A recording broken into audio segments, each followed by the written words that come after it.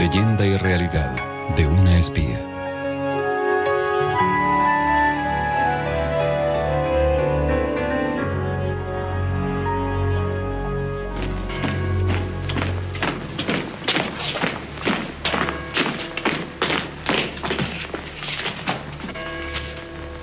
Goodbye.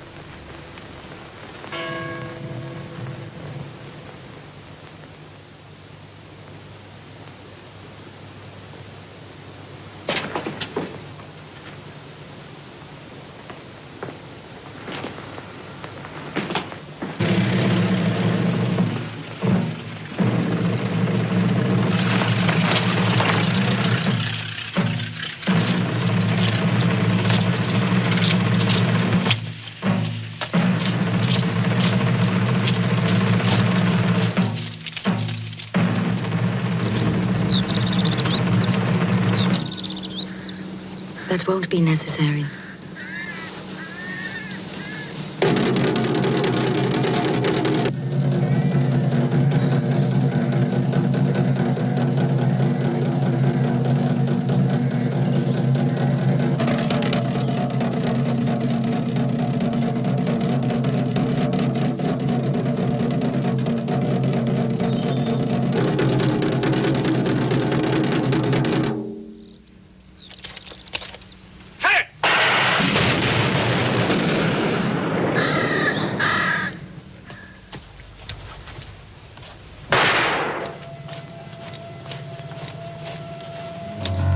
A Mata Hari le encantaban los álbumes de fotos. En más de 10 años coleccionó docenas de fotografías suyas que nunca habían sido publicadas.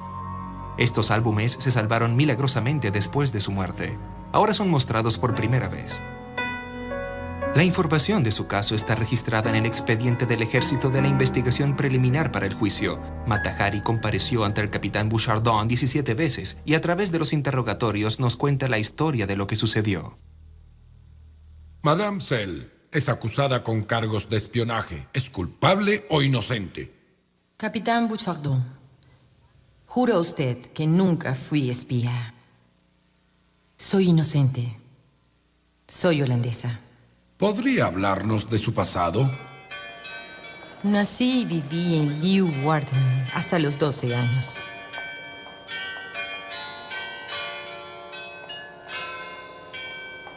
Para mi padre, era una orquídea entre botones de oro. Su padre, Adam Cell, estaba entre los 10 hombres más adinerados de la ciudad de Leeuwarden, que para entonces contaba con unos 30.000 habitantes. Así que su familia era muy rica, tenía mucho dinero y una gran casa.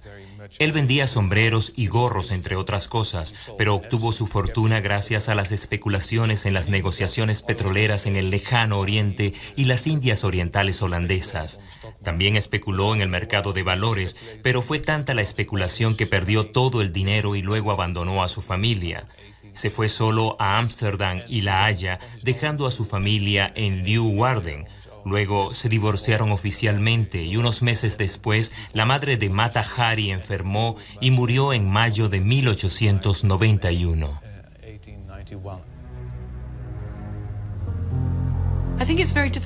Creo que es muy difícil imaginar lo devastadoras que estas tragedias habrán sido para una chica de 14 años. Margarita no solo había perdido a su madre, a la que estaba muy unida, sino también a su padre, a su familia, y además había perdido su posición social. Sin duda, su futuro debía parecerle muy sombrío. Cuando mi madre murió, mi padre volvió a casarse y me envió a un internado de señoritas en Leiden. Estuve en este instituto hasta los 17 años. ¿El director de ese instituto la sedujo a ella o a lo mejor ella lo sedujo a él? Ella fue expulsada y luego huyó. El hecho es que ocurrió algo que sin duda habría de manchar su reputación. Este hombre era la autoridad y pudo haberse aprovechado de esta chica que era extremadamente vulnerable. Otro factor que también fue muy significante para lo que sería la historia de Margarita fue el hecho de darse cuenta de que tendría que ingeniárselas para poder vivir, valerse por sí misma. Y entonces, sin duda, descubrió que era una mujer muy atractiva. Al final, probablemente no tenía muy buenas opciones para un buen y respetable matrimonio. Así que empezó a buscar en los diarios hasta que un día encontró un anuncio de un tal coronel Rudolph MacLeod de las Indias Orientales que estaba de permiso y buscaba una esposa.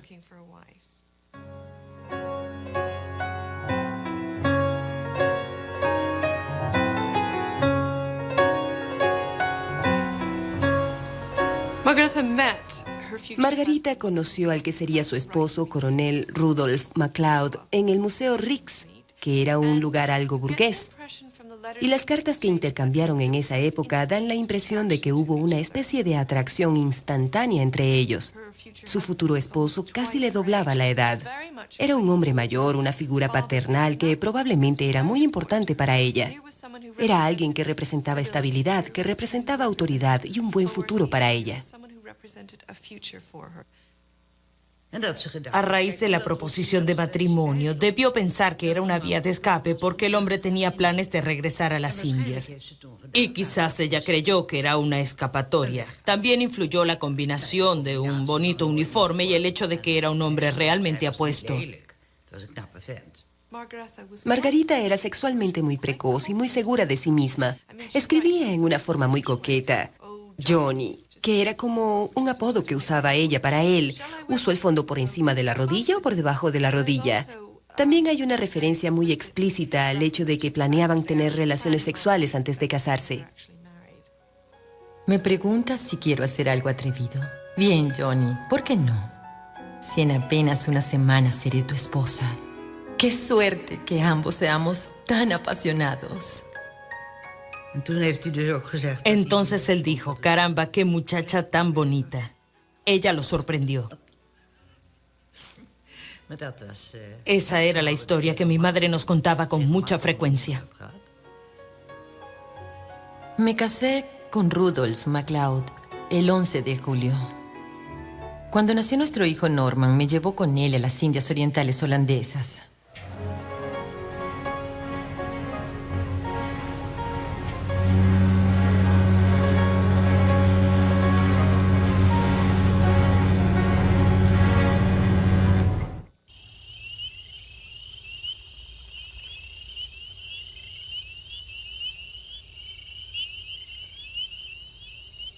Nos quedamos en el centro de Java, en el campo Willem I, por varios meses.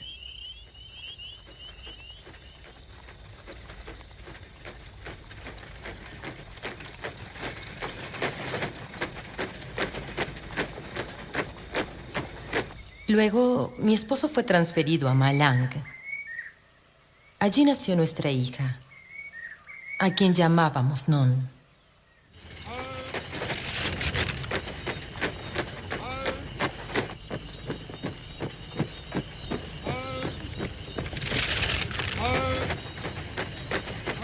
Después fue enviado a Medan, en la costa oriental de Sumatra. Un mes después de nuestra llegada, murió nuestro hijo de 3 años, cuando la esposa de un nativo intentara envenenarnos a todos. Hay varias versiones de lo sucedido, pero mi versión, mejor dicho, la de mi madre, es que la criada, que por supuesto cuidaba a los niños, fue la responsable directa de aquella tragedia. Es decir, mi padre en parte se lo esperaba porque ella dejaba todo en manos de la criada. No se ocupaba personalmente de nada en la casa. Y además, porque él había encarcelado al esposo de la criada por hacer algo prohibido.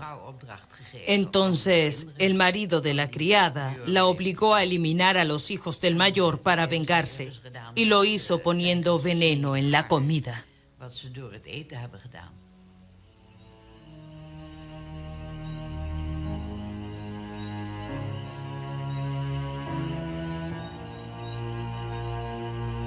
El envenenamiento era algo común en las colonias, una forma indonesia de matar a la gente. Este es Norman. Esta es una foto que mi padre llamaba el niño pequeño.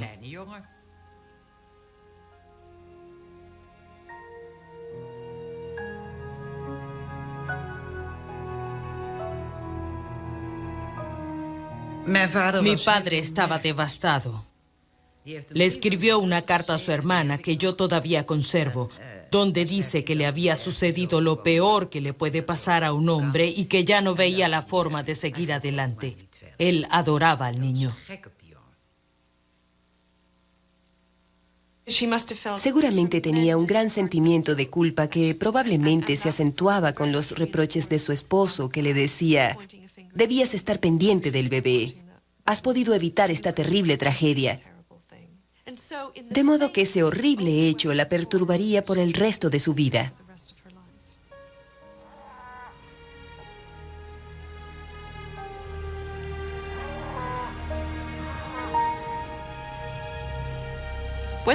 Cuando los MacLeod volvieron a Holanda, la separación era inminente. Habían empezado a odiarse el uno al otro. Existía un rencor terrible entre ellos. Era solo cuestión de quién se iría primero. Inicialmente Margarita se llevó a su hija Non y trató de establecerse. Pero esto solo funcionaría mientras MacLeod participara en los arreglos, lo que ocurrió por un periodo de tiempo muy corto. Hay algo a lo que nunca renunciaría: a mi hija. Ella es lo único que me da fuerzas para vivir. Es la única alegría que tengo. Si bajo estas circunstancias la apartan de mi lado, nada más me quedará en la vida. Margarita trató de construir una vida para ella y su hija, y simplemente no funcionó.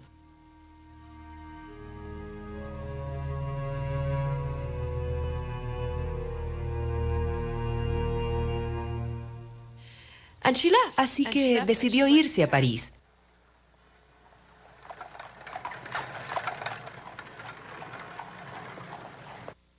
Dígame, Madame Seul, ¿por qué se mudó a París después de divorciarse?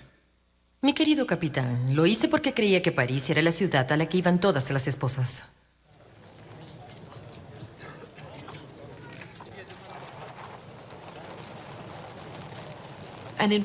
En París se convierte en otra persona, y creo que probablemente ese haya sido el momento en que empieza a inventar a Mata Hari, la bailarina de Indonesia, la mujer sin pasado, una mujer sin aquel terrible sentimiento de culpa, responsabilidad y dolor. Soñaba con bailar la danza nativa de las Indias, integrando mis vivencias.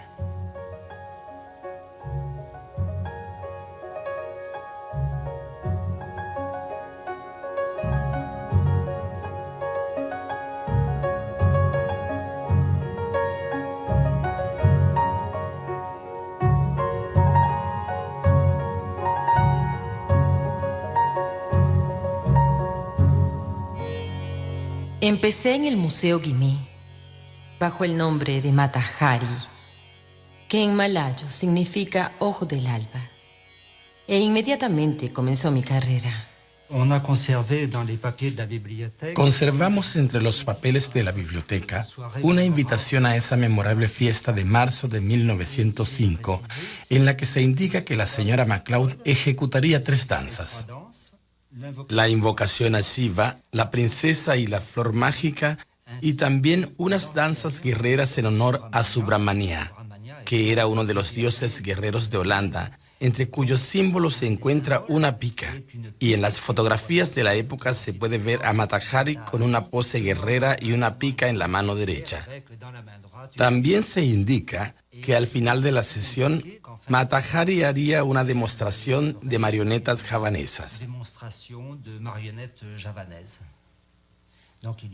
Sin duda causó un gran impacto, y en ese momento ella era la gran atracción para los parisienses. Casi todas las noches bailaba en salones privados y ganaba 1000 francos por noche. La singularidad de Mata Hari radica en el hecho de que ella realmente inventó el personaje de la bailarina hindú. personaje considerado parte de un espectáculo de variedades hasta comienzos de los años 30. Ahora bien, ¿quién es la bailarina hindú? Es una artista de talento coreográfico más o menos confirmado que se inventa un seudónimo exótico, que se inventa una historia de vida procedente esencialmente de la mistificación. Nací en Java, en medio de la vegetación tropical. Desde pequeña me enseñaron el verdadero significado de estas danzas, que son parte de un culto, de una religión. Solo los que nacen y crecen allá llegan a comprender su significado religioso. Estoy convencido de que ella empezó a creer en sus propias mentiras, en las cosas que le había dicho a la prensa y que la prensa publicaba, y la convencía de que todo lo que decía era cierto. Vivía en un mundo de fantasías. Aunque Mata Hari bailaba como representante de las danzas javanesas, no se inspiraba en estas completamente, pues es evidente que ella no realizaba los movimientos característicos de tales danzas, como los de las piernas, la posición de las rodillas y sobre todo el lenguaje de las manos. Dado que no sabía bailar, Mata Hari utilizaba unos movimientos extremadamente lentos y de algún modo simulaba estar en trance, como si la danza invadiera su cuerpo. Le daba a sus danzas cierto hieratismo, cierta lentitud, un aspecto en el que conjugaba exotismo y erotismo.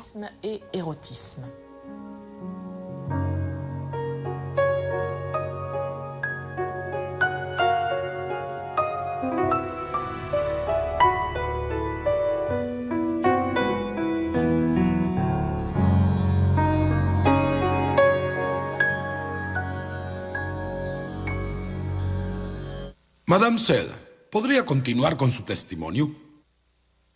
En febrero de 1906 actué en la ópera en Monte Carlo. Allí me convertí en la amante del teniente Alfred Kuipert. Me llevó a vivir a Berlín y viajamos mucho gracias a su gran fortuna.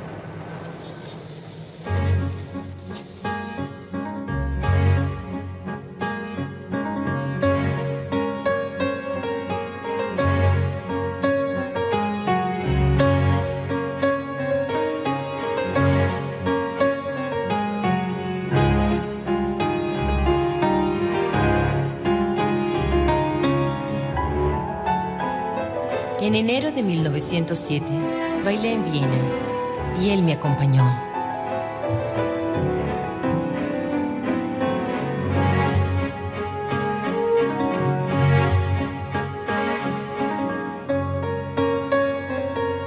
Me encantan los oficiales. Siempre me han gustado. Preferiría ser la amante de un oficial pobre que de un banquero rico. Mi mayor placer es poder ir a la cama con ellos sin pensar en el dinero.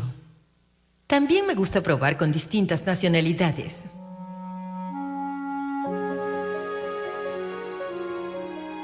La familia de Alfred Kuipert insistía en que él me dejara. Amenazaban con tomar acción legal. Y finalmente me abandonó.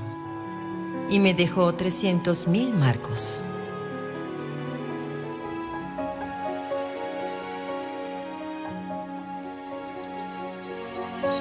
Regresé a París, donde el banquero Rousseau me hizo su amante. Con él vivía a todo dar. Obtuve una gran casa de campo en París, en Neuilly, calle Windsor, número 11.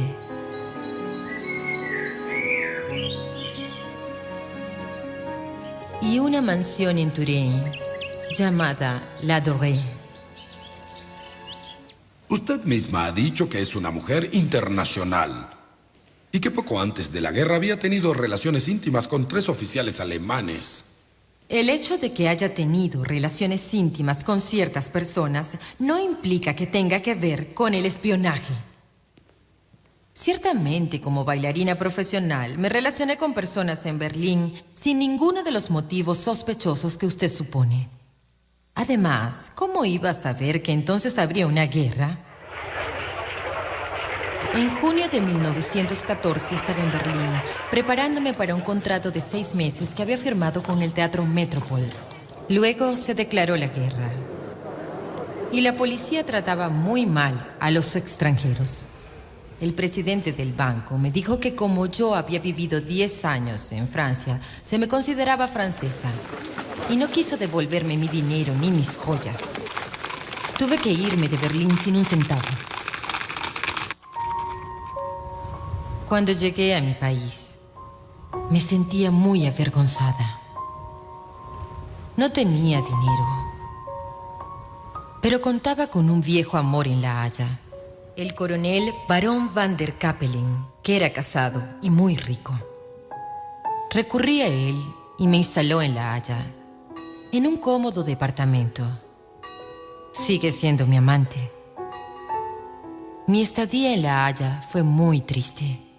Algunos de mis amigos, especialmente el doctor que me ayudó a traer a mi hija al mundo, trataron de que me reuniera con ella. No la había visto en 6 años. Pero todo esfuerzo fue inútil, pues mi hija se negaba a verme. Me sentía muy sola.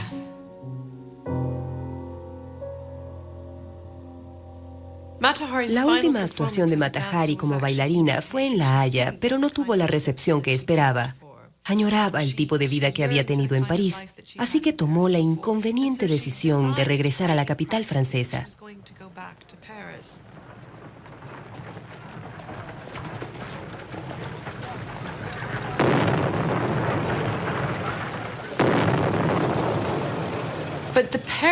Pero la ciudad a la que llegó Mata Hari era distinta a la París que ella imaginaba. Había una guerra y una mujer como Mata Hari, que era conocida cortesana, ya no tenía un lugar en la sociedad francesa. De hecho, su situación era peor. La consideraban sospechosa. Mata Hari era considerada sospechosa. Era vigilada muy de cerca desde que llegó a París y se instaló en el Gran Hotel Plaza de la Ópera en junio de 1916. París, 4 de agosto de 1916. La vigilancia de la mujer apellido MacLeod fue retomada esta mañana a las 8:30. Salió de su habitación a eso de las 10 y tuvo una larga charla con 2 oficiales en el Winter Garden. Después del almuerzo, se reunió con un oficial de identidad desconocida. 2 detectives la seguían día y noche, controlaban toda su correspondencia y escuchaban sus conversaciones telefónicas. París, 5 de agosto. MacLeod salió del hotel a las 10 a.m., acompañada del oficial ruso mencionado ayer y que fue identificado como Demaslov Vadim, de 21 años, capitán del ejército ruso, nacido en Odessa, proveniente de la PAN. Conocí a un oficial ruso, capitán Vadim Demaslov. Nos hicimos amantes y fue un gran amor para ambos.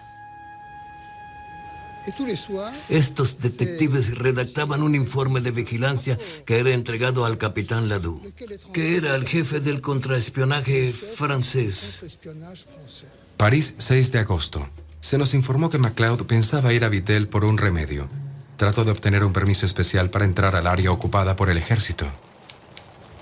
En ese entonces quería ir a Vittel. Me notificaron que fuera el número 282 del Boulevard Saint-Germain. Me recibió muy cordialmente un caballero vestido de civil, el capitán Ladoux. Me dijo, si ama a Francia, estará dispuesta a prestarnos importantes servicios. ¿Ha pensado en ello? Yo le dije, sí y no. ¿Lo haría? Nunca lo había considerado. Usted ha de ser muy cara. Eso, definitivamente. Estamos en el 282 del Boulevard Saint-Germain, sede del contraespionaje francés. Fue aquí donde el capitán Ladoux hizo su proposición a Mata Hari, quien se tomó 2 semanas antes de aceptar. Los informes de vigilancia sí lo confirman. Vittel, 2 de septiembre de 1916. La señora MacLeod, a quien seguimos hasta Vittel, llegó al lugar el 1 de septiembre a las 4:30 p.m. Fue al Gran Hotel, donde está hospedada. Vittel, 3 de septiembre de 1916. Durante todo el día, MacLeod solo salió del hotel para tomar las aguas y para dar un pequeño paseo por el parque. En el camino habló con 3 oficiales.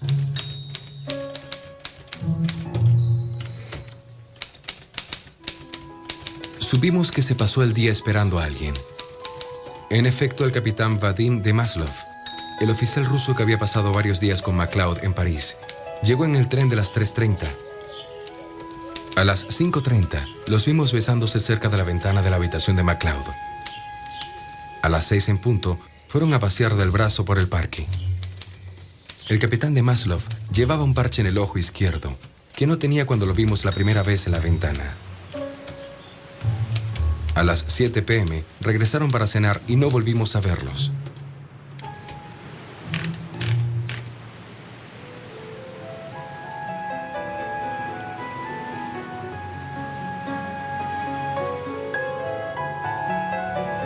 Vadim estaba gravemente herido porque había sido gaseado y perdió la vista del ojo izquierdo. Una noche me preguntó si me casaría con él. Le respondí que sí y comencé a pensar. Mi futuro estaba totalmente arreglado. Le pediré al capitán Ladoux suficiente dinero como para no tener que serle infiel a Vadim.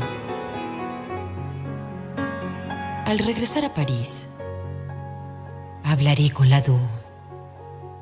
Le diré, esto es lo que pienso hacer. Iré a Bruselas con mis mejores trajes y frecuentaré el alto mando alemán. Por eso quiero 1.000.000 de francos. Pero me pagará solo después de confirmar el valor de mi información. El proyecto de un gran plan de espionaje en Bruselas parecía una fantasía. Ladoux lo aceptó, al igual que el pago que exigía Mata Hari. 1.000.000 de francos, una suma enorme para la época.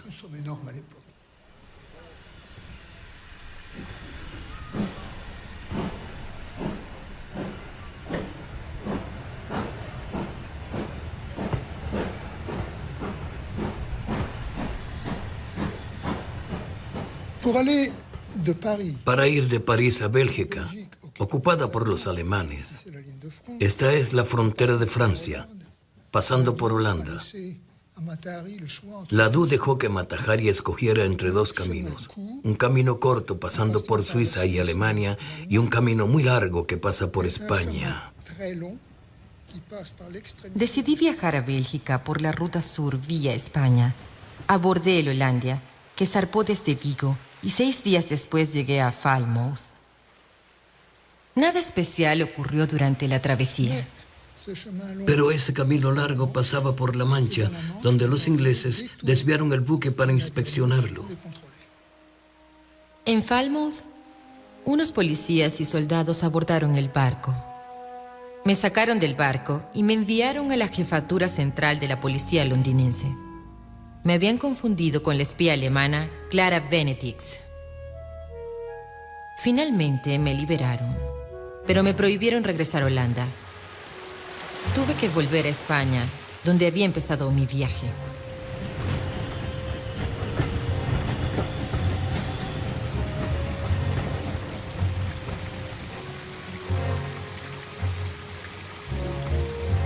En Madrid me registré en el Hotel Ritz. Inmediatamente le escribí al capitán Ladoux para notificarle lo que me había pasado en Inglaterra. Luego decidí actuar. Tomé el directorio diplomático del hotel y busqué la embajada alemana. Averigüé que el agregado militar era el mayor Arnold Kalle, residido en Vía Castellana, número 23. Ese mismo día le escribí. Al siguiente día fui a verlo.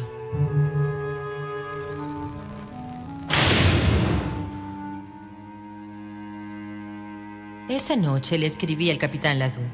Espero sus instrucciones. Puedo hacer lo que me plazca con Kalle, quien ocupa una alta posición en la embajada alemana. Desde su primer encuentro con el agregado militar alemán, Mata Hari logró seducirlo y le sacó algunas informaciones que ella consideraba importantes, pero que realmente ya eran del conocimiento de los franceses. 2 días después, el lunes 11 de diciembre, se encontró por casualidad con el agregado militar francés, el coronel Damvigne. quien se enamoró perdidamente de ella. El coronel Danvigne le pidió a Mata Hari que consiguiera informaciones valiosas con el mayor alemán, pero este comenzó a desconfiar y se negó a responder a las preguntas de la bailarina. Decidió investigar la vida de Mata Hari y así descubrió todas sus artimañas. El castigo por su traición se iniciaría el miércoles 13 de diciembre. El mayor envió a Berlín una serie de radiotelegramas.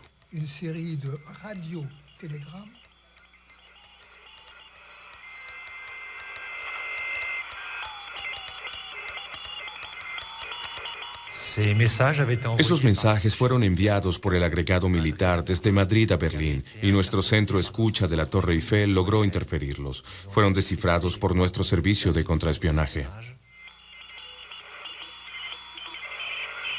Es probable que haya utilizado adrede un código que pudiese ser descifrado.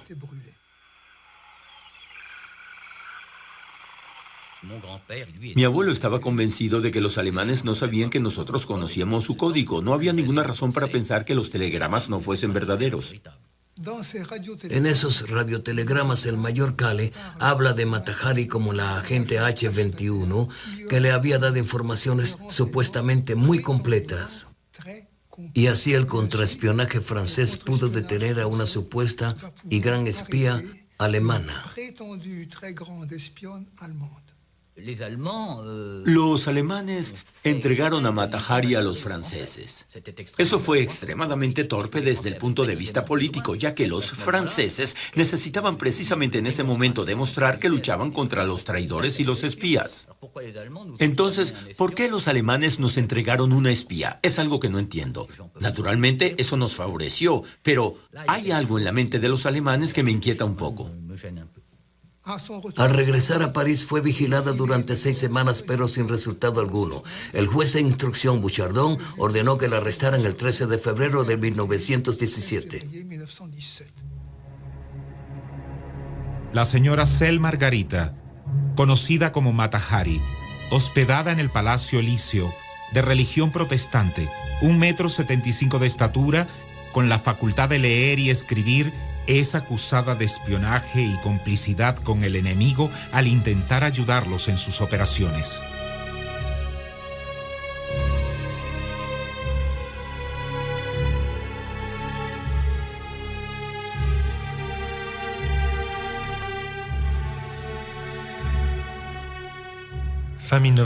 Entre finales de 1916 y principios de 1917, Francia enfrentó una grave crisis. Las tropas no eran eficientes, la moral había bajado y las sublevaciones se multiplicaban. En la guerra, los civiles aspiraban la paz. Era absolutamente necesario elevar la moral del pueblo y probar que los franceses eran completamente capaces de contrarrestar las operaciones del espionaje alemán. En ese momento, cae el caso Mata Hari, que representaba un verdadero bien para el Ministerio de la Guerra.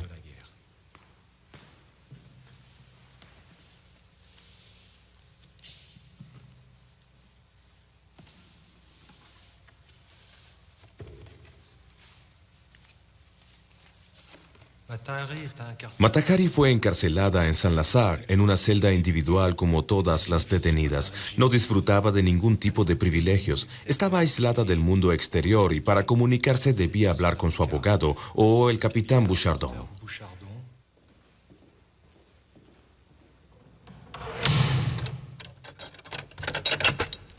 El impacto me ha alterado tanto que ya no soy yo misma. Creo que estoy enloqueciendo. Le suplico que no me deje encerrada en esta celda un día más. Es terrible mantener a una mujer como yo aislada bajo semejantes condiciones. No puede imaginar cómo son las condiciones de vida en Saint-Lazare. La soledad,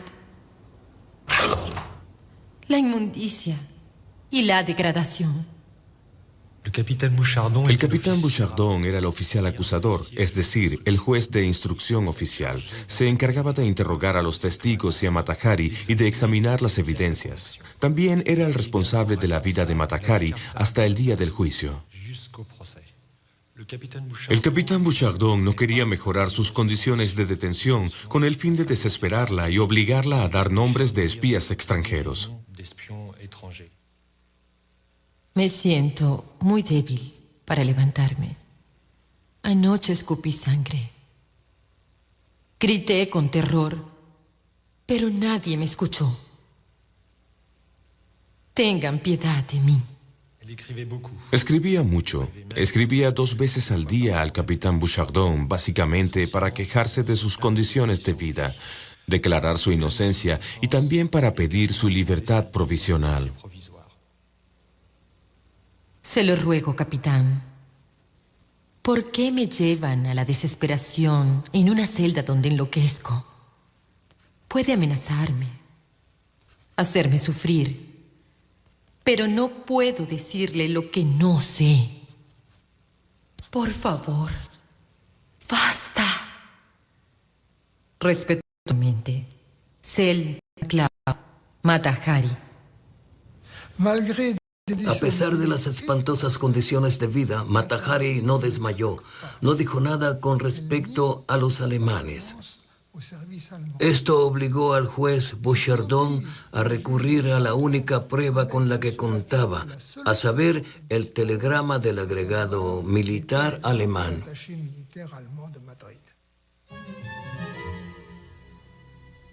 Madame Sell, tenemos evidencias que demuestran que ha jugado el más osado juego con los servicios de espionaje enemigos. Usted es la agente H-21 y trabaja para la Oficina Central de Información de Colonia. Pretendía aceptar la oferta del capitán Ladoux y viajar a Bélgica en su nombre. En el mes de diciembre de 1916, recibió en París la suma de 5.000 francos desde Alemania y finalmente le suministró a los alemanes información detallada relacionada con diversos puntos de importancia política, diplomática y militar. La persona de la que Kahle habla en sus telegramas es usted. He decidido decir la verdad. Si hasta ahora no lo había confesado es porque estaba avergonzada. En octubre de 1915, estaba en mi casa en La Haya. Era tarde y mi criada Ana ya dormía. Alguien llamó a la puerta y fui a ver de quién se trataba.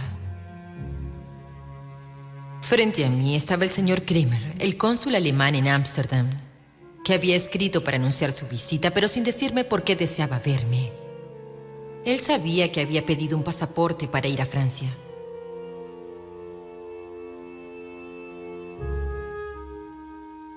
Me dijo, sé que irá a Francia. ¿Podría hacer algo por mí? Conseguir cualquier información que sea de nuestro interés.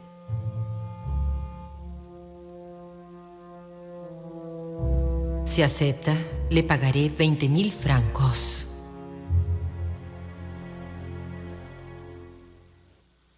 Estamos grabando su confesión. Pero ¿a quién le servía bajo tales condiciones? ¿A quién traicionó? ¿A Francia o a Alemania? Nunca cumplí con la encomienda de Kremer. De seguro me asignaron un número, H-21. Pero nunca me consideré una empleada de los alemanes. Nunca llevé a cabo ningún acto de espionaje en contra de Francia. No causé la muerte de ninguno de sus soldados. Mi abuelo no tenía ninguna duda con respecto a su culpabilidad. Yo diría que para el momento del juicio, él estaba seguro de que ella le había dado a los alemanes información extremadamente importante. Esos telegramas fueron descifrados por los franceses. Sabían muy bien que las informaciones que Matahari le había dado al mayor Kahle eran absolutamente insignificantes y carentes de importancia. En materia de espionaje, es el hecho de espiar lo que se paga con la pena capital. No depende de la importancia de la información que se da. El juicio se desarrollará a puerta cerrada debido a la necesidad de guardar el secreto militar, ya que Francia está en guerra.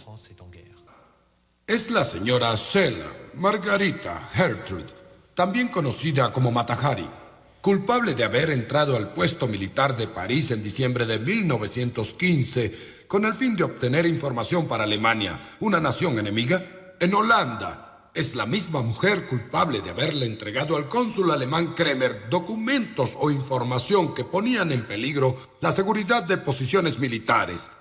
En Madrid, diciembre de 1916, es la misma persona culpable de haberle comunicado al agregado militar alemán Kalle ciertas informaciones para ayudarlos en la guerra.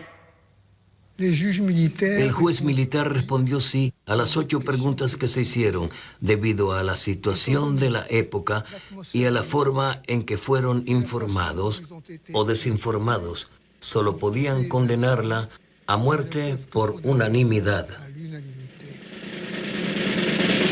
En consecuencia de lo cual, el consulado, por unanimidad, condena a Schell Margarita Gertrud a muerte. La acusada también deberá pagar costos legales al Estado. Hoy todo se derrumba a mi alrededor.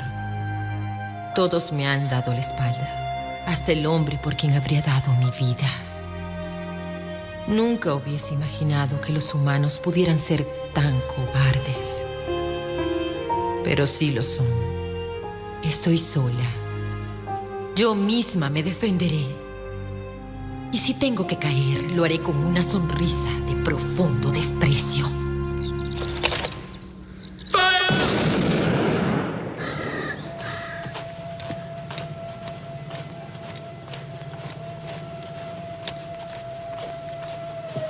Mata Hari fue ejecutada.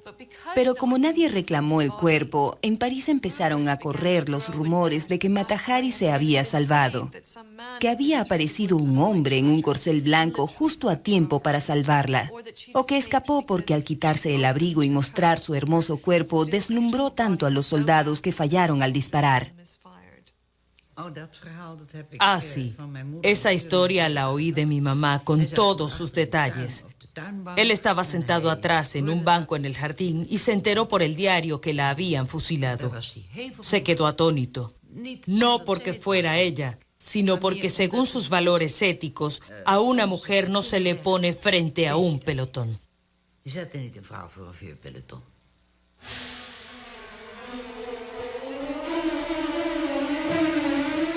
Mata Hari realmente es un icono femenino del siglo XX. Es un símbolo sexual muy poderoso y como es universalmente reconocida, después de todo es la mujer fatal, permanece en una especie de imaginación ficticia.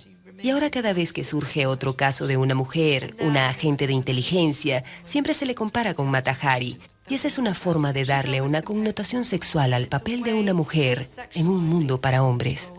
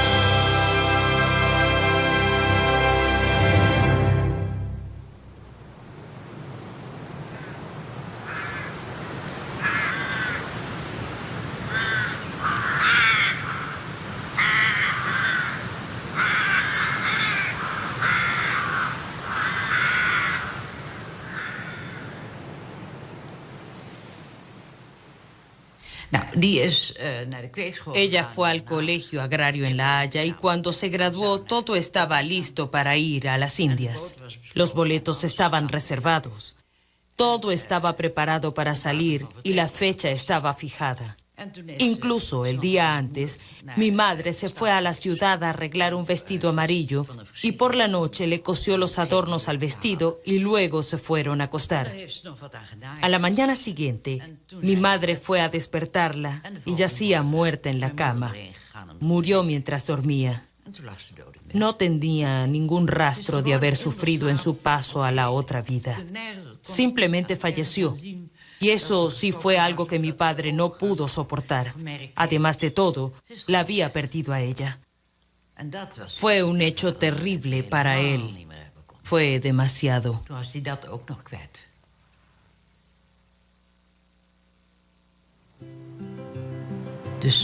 Por ello no hay ningún nombre de la familia en la lápida, porque mi padre no quiso que nadie viniera a visitar la tumba.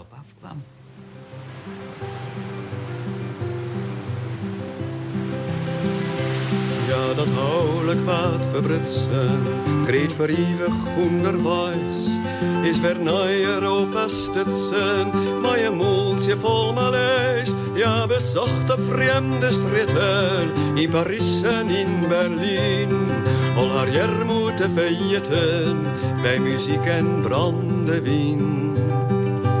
En ja, kezen oren namen, zat hier net eens bestiert. Ja, vertelde onbeskamme dat je Matahari heet. 4 van het land voor Jemen sceptisch bij de poorten van de hel. Maken ja een trieste striptease, want haar spierlijk leed te fel. De eerste van de Bajaderen leven zien een glorieroes.